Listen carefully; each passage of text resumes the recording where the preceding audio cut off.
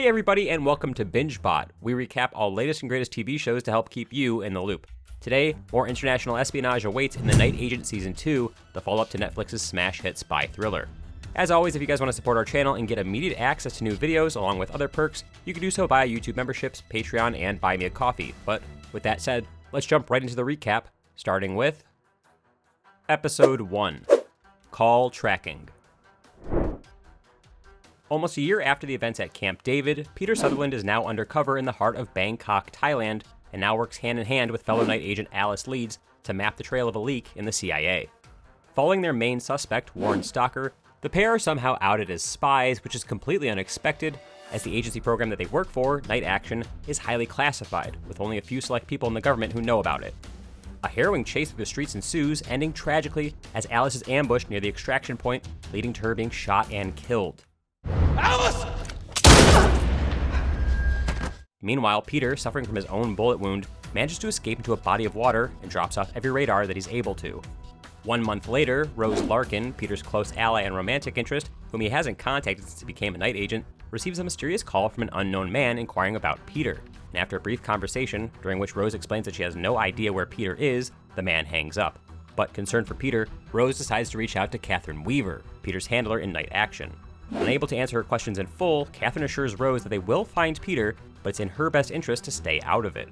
But doing the exact opposite, Rose uses the data profiling software of her employer's company, Adverse, to track Peter's whereabouts. In making some adjustments to the software code, she finds a trace of Peter in New York and flies out of California to continue her search in person. Having decided to go rogue, Peter coaches Warren Stalker's son, Ethan, at a basketball court, not only to gather intel about his often missing dad, but also to keep the kids safe. Finally, he finds a chance to secretly switch his phone with Ethan's, allowing him to text Warren, pretending to be his son to set up a meeting that night. When Peter arrives at the meeting location, Warren grows increasingly paranoid and agitated as his calls to Ethan's phone go unanswered.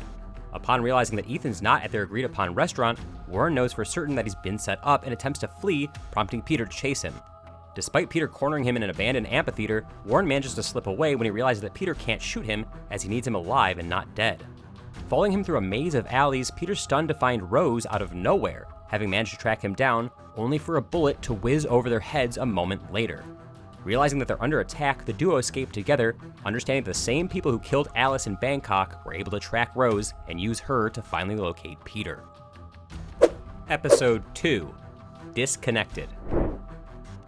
As the chase continues, Peter manages to momentarily gain the upper hand by pushing the body of one of the pursuers against the wall and rendering him unconscious by slamming his head with a trash can lid, allowing him and Rose to escape back to his apartment.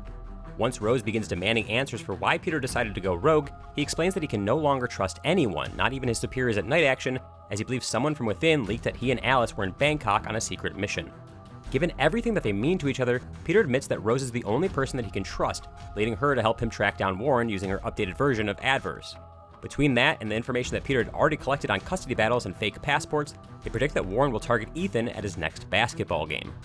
Sure enough, Warren grabs Ethan before he can join his team on the court and ushers him to a small airport in Long Island with the intention of escaping the country together.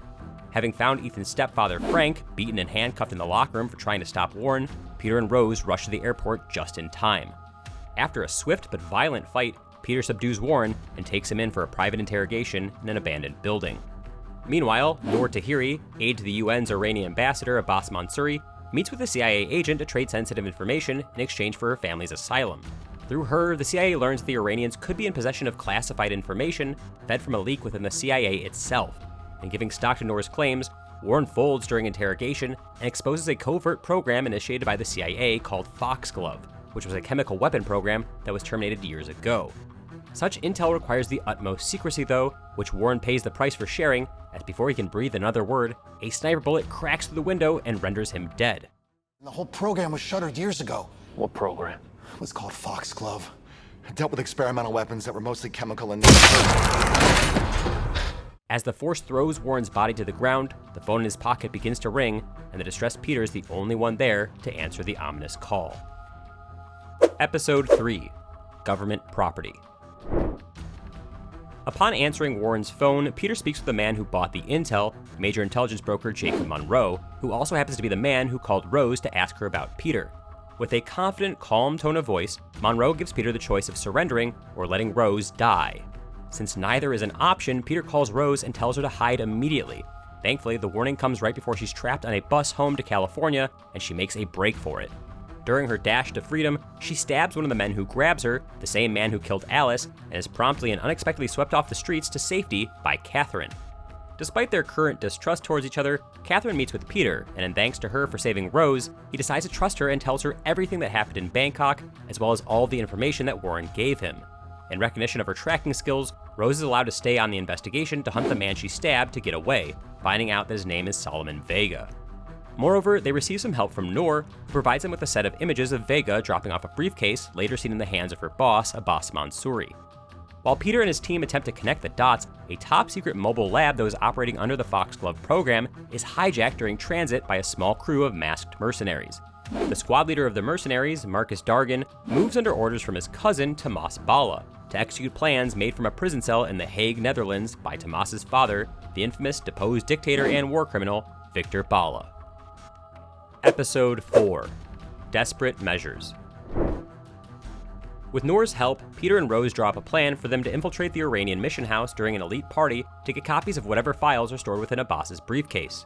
Undercover, Peter gets in as a caterer and Rose gets in on the arm of the Swedish diplomat, Emil Geiger, one of Catherine's men.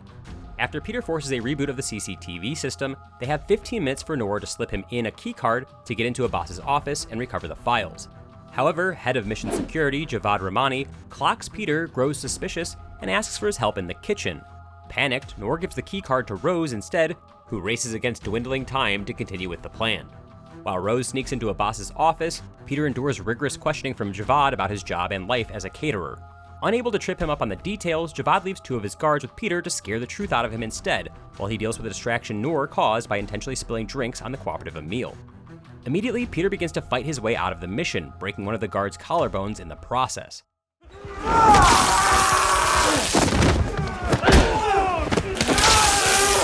Returning home before Rose, Peter worries himself sick until she bursts through the door and excitedly tells him that she got the job done and took pictures of the files with Noor's phone, before passionately kissing him. Sometime later, Peter, Rose, and Catherine meet with Noor in an empty basement to divulge the details about Foxglove's current status.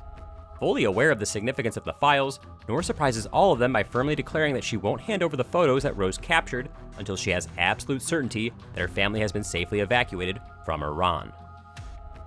Episode 5. A Family Matter. Realizing the urgency of the situation, Catherine employs the help of ex-Delta Force Sergeant and fellow night agent Sami Saidi for an immediate extraction of Noor's family. While Sami's on the mission, there's nothing for the rest of them to do but huddle around the phone and wait for his updates. In Iran, Sami arrives at Noor's family residence. While Noor's mother, Azida, is ready to leave with Sami, he's met with unexpected resistance from Noor's teenage brother, Farhad. Even on the phone with Noor, Farhad resists, that is until Peter takes the phone and insists that cooperating is the only way to save Noor's life, as the Iranian mission has started to become suspicious of her.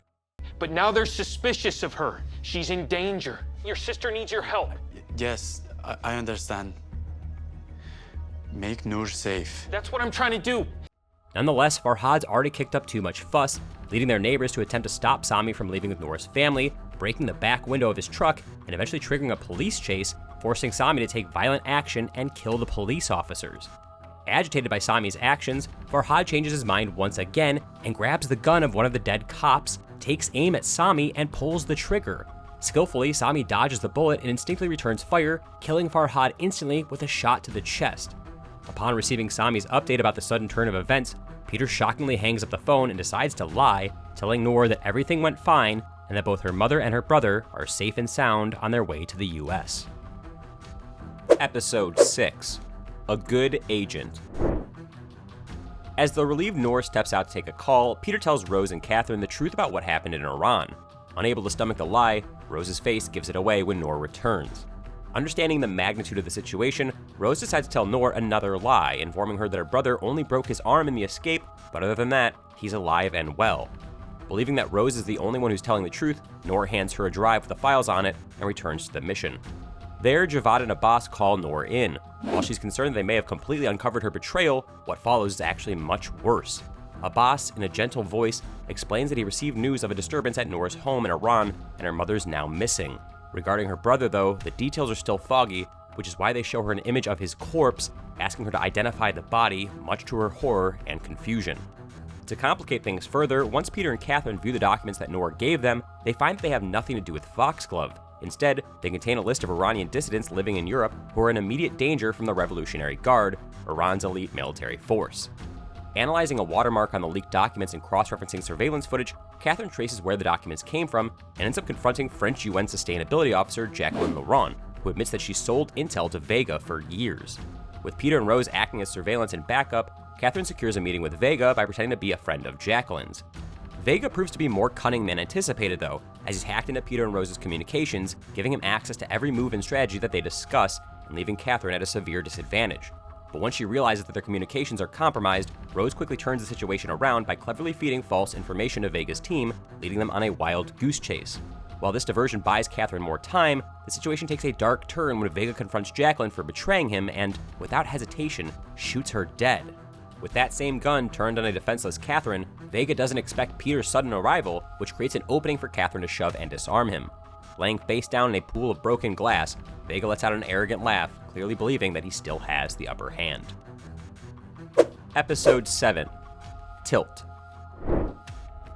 Bringing Vega in for questioning, Catherine manages to pull information from him about a compound called cyanogen, which is used in the creation of KX, a 5th-generation blister agent without an antidote that was developed as part of the Foxglove program. Realizing the devastating potential of such a weapon, Rose tracks down chemistry professor Dr. Wilfred Cole in Columbia University, who worked on the initial stages of Foxglove. Though at first flighty, Cole hears Rose's urgency and shares with her all the notes that he kept on Foxglove, including Victor Bala's claims that it was a source from the US that sold him KX, which he ended up using on his own people. You think that the US created these chemical agents in secret and someone gave one of them to Victor Bala? That would be crazy, yeah, and I couldn't prove it. Across the city, Victor's son, Tomas, is determined to prove his worth to the family name and legacy, and to achieve this, he joins Marcus in stealing the final set of chemicals they need to create KX. However, murder doesn't suit Tomas, and when they storm Cole's house to kidnap him and his family, his aversion to violence ultimately saves Rose's life by buying her enough time to spin a lie, claiming that she's a skilled chemist who could replace Cole if needed. Meanwhile, while Peter's supposed to be keeping an eye on Vega, he lets his guard down momentarily, causing him to snap beneath Vega's taunts and mental manipulation. And for this reason, once Catherine returns to their base, she finds that Peter has freed Vega, and both of them are gone without a trace. Episode 8. Divergence. In order to make the first batch of the horrifically lethal KX, Tomas puts Cole and Rose to work in the mobile lab, located inside the warehouse of an old meatpacking facility. Hoping to find the location where Rose is being held captive, Peter unties Vega and escorts him to meet his boss, the same man that threatened Peter over the phone, Jacob Monroe. While negotiating a deal for Peter, Monroe demands that he retrieve a highly classified file in exchange for intel on KX's manufacturing location, where, he stresses, Rose is currently being held. Proving that everyone in the world has a price, Peter agrees to infiltrate the UN building and retrieve the file that Monroe wants. To gain access to the UN, Peter meets with Noor one more time, asking for her help. Despite holding a grudge against Peter for what happened to her brother, Noor has a change of heart when he explains that her help could save thousands of lives from the dangers of KX. To further show his gratitude, Peter puts her on the phone with her mother, who is now safely settled in a hotel room in New York, waiting to reunite with her daughter. Choosing to help Peter, Noor prints out UN clearance for him at the Iranian mission, but unfortunately, Abbas catches her and questions her actions. Desperate, Noor begs Abbas to do the right thing and let her take the list of Iranian dissidents to the UN, and surprisingly, Abbas decides to put his trust in Noor and hands her the files, giving her a 10-minute head start before calling security. Tensions continue to rise in the mobile lab as well, as Tomas confronts Rose about the CIA files that he found in her bag. Admitting that she's part of the team trying to foil Victor Bala's revenge plot against the US, she appeals to Tomas's humanity, urging him to help stop it. After hearing from Cole that KX burns a person's insides while their skin boils on the outside, Tomas finally comes to his senses and orders him to not complete the work, promising to get them all out alive. Unfortunately, Marcus, who's always known that Tomas has a softer side, realizes that he's trying to betray Victor's orders, leading to a tense confrontation in the freezer. Despite Tomas being Victor's son, Marcus takes it upon himself to disown him from the family before tossing a test file of KX onto the floor. And before Tomas can escape, Marcus locks the door, leaving him to die screaming in a horrific display of what KX, even in the smallest of doses, can do. Episode 9. Cultural Exchange. Left with little other choice, Rose and Cole fill 15 canisters with KX. Before they start making the next batch, they decide to alter it to render it harmless, knowing full well that this will further aggravate Marcus when he inevitably finds out. Also feeling the time crunch, Noor slips the files to her French affiliate in the UN, while Peter swipes an IT tech badge and bluffs his way into the office of Lars Throst, the principal advisor to the Secretary General. And while Peter's cover is quickly blown by Lars, he remains determined and gets him to comply by bending his fingers, threatening to break them. This forces Lars to show him where to find the old system backups, where Peter ends up retrieving the files that he's seeking. Outside the UN building, a rally is underway for the presidential candidate Richard Hagan, where Noor's attempts to hide among the crowd fall flat as Javad finds her instantly. Thinking fast, she takes advantage of the abrasive nature of the rally's rowdy attendants, instigating a fight that leaves Javad heavily outnumbered and forced to let her go. At the same rally, Catherine and Sami are searching for Noor, and as Sami rescues her, Catherine ends up spotting Peter in the crowd too and attempts to chase him, but is intercepted by Vega, who leads her away from the rally and into a garage. Hoping to force her into the trunk of a car at gunpoint, Vega does not expect the unarmed Catherine to fight back. Despite taking a bullet to her ear as collateral damage, she headbutts Vega and kicks him backwards, killing him by impaling his body on a jagged pipe. Meanwhile, upon returning to the mission, Javad's taken in by a boss who, with his soft spot for Noor, frames Javad as the real mole and hands him over to the Revolutionary Guard. High above the city on a tram car, Peter and Jacob make the trade. Plainly, Jacob explains the files hold proof that Victor Bala's claims that it was an American who sold him the KX are true, which would also reveal and incriminate whoever tampered with the UN's investigation. Keeping his word, Jacob reveals the location of the KX lab and Rose's whereabouts, adding that he'll also keep the existence of night action a secret as long as Peter answers whenever he calls for inside help. Meatpacking warehouse. Victor Bala's men took her, right? Yes. Led by his son. And what are they planning on doing with the KX? Well, that's for you to find out. At the lab, after his wife is nearly shot for his insubordination, Cole suggests to Rose that they contain the KX inside the lab and blow it all up, even if it means martyring themselves in the process. Shaken, Rose refuses and instead, they create a knockout gas to use on the guards. Releasing the gas into the warehouse gives them just enough of an advantage to rescue Cole's wife and daughter, but 2 guards remain, equipped with gas masks. As Cole rushes to his daughter's safety, he goes back into the building to help Rose and his wife, Gloria.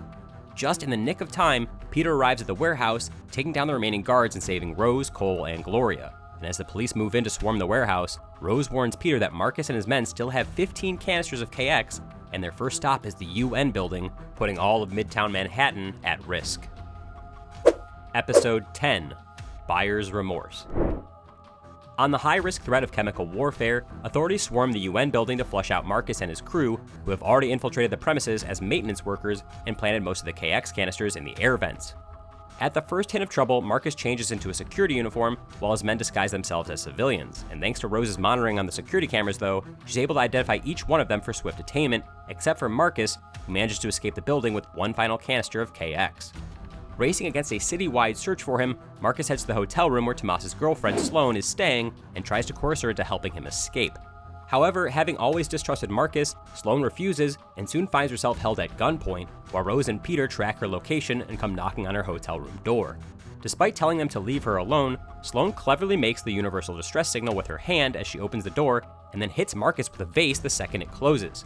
Hearing the ensuing struggle, Peter rushes in, shoots Marcus down, and saves Sloane's life.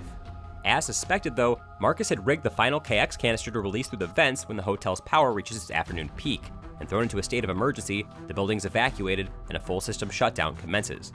Unfortunately, the system works too slowly to seal off every floor in time, forcing Rose and Peter to start a smoky fire in one of the vents to trigger an emergency lockdown.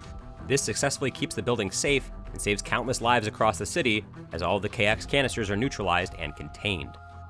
In the aftermath, Rose is free to move on with her life, especially after Peter informs her that they must cut all contact, as her mere existence in his life puts her in grave danger.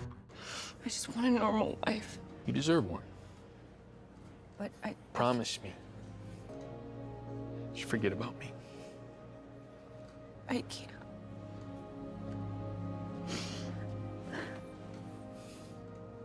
Forced to accept this, Rose returns to California, but still stays in touch with Noor, who's finally granted asylum with her mother. For this treasonous behavior, including exposing night action and working with Jacob Monroe, Peter is initially arrested. However, his imprisonment is short-lived, as Catherine pulls some strings to secure his release with a very specific goal in mind. With the scandalous revelation that the presidential candidate, Patrick Knox, was in fact behind the Foxglove project, and he's the person who sold KX to Victor Bala, he withdraws from the race, clearing the way for Richard Hagan's rise to power. This piece of information was the intel that Peter had stolen from the UN building and given to Monroe, who in turn had handed over to Richard Hagan. Although he has influenced the outcome of the US presidential election, Catherine orders Peter to keep working with her. His new mission, kept top secret even from the night action team, is to leverage his newfound trust with Jacob Monroe and his ties to the newly elected president to gather intelligence and ultimately bring them both down from within. And that wraps up Night Agent Season 2. Hey, thanks for checking out our recap and for watching through until the end. If you like this video and you want to see more just like it, feel free to subscribe to our channel and hit the notification bell so you never miss a new video. Again, if you want to support our channel even further, you can do so via YouTube memberships, Patreon, or Buy Me a Coffee. We'll see you soon with another recap, but until then, BingeBot is logging off.